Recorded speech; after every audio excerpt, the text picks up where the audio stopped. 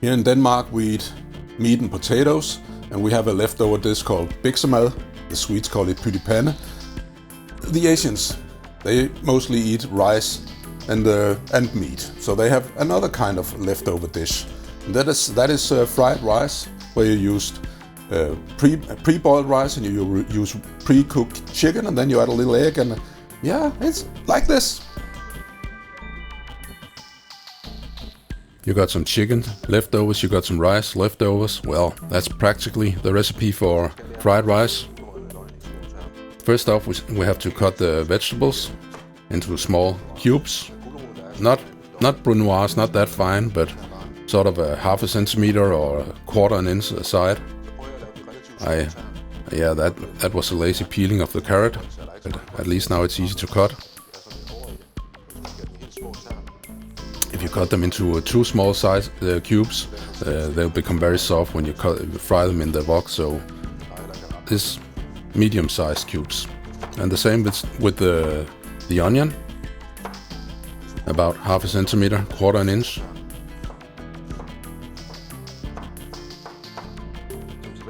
And now I start up the wok on the gas stove, and when it starts to smoke, that's the breath of the wok. Then I add some garlic, chili and ginger, GCG. I have a recipe for that. And we fry it very shortly because it burns quickly. And then I add the carrot. It's the hardest vegetable, the toughest one to cook. So I cook that first, then it'll cook the longest. I spread it out evenly. And I do that until it starts to brown. And remember, raw carrot tastes fine, so any stage from raw until it's completely cooked, it still tastes fine. So it's not really very important how long you give it. It's a matter of taste, how soft you prefer your vegetables. But usually they should be al dente. That's the tradition in Asian cooking.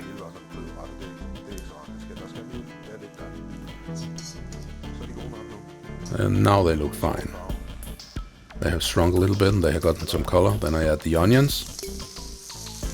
Spread it out again. We want them to be translucent. Then they're done. We really don't want them to be soft.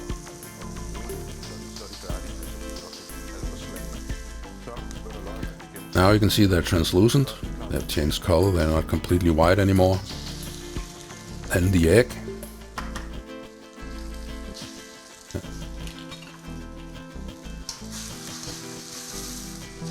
We spread it out.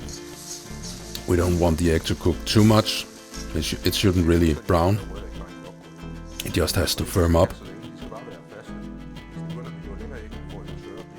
The longer time you cook them, the drier they'll become. Some people choose to fry the egg first and then add them back in. Yeah, but that's another process that takes time. There's not really a good reason for that unless you make a very large portion. Add the rice. Make sure to split them up. And the rice have to be cold for this to work. If they're hot, they can be difficult to split up. The rice shouldn't really get any color from the wok. This is usually sort of brown, but not from frying the rice and the chicken. Lastly, I turn it over so the chicken actually gets a bit of heat.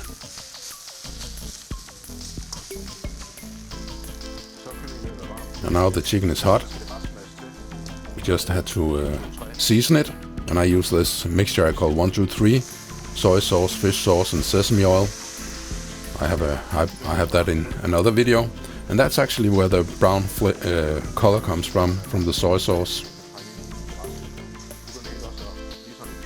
Just turn it over a few bits so the flavor can get soaked up. And that's it for this dish. It's easy and it's very nice. So enjoy. 10 minutes.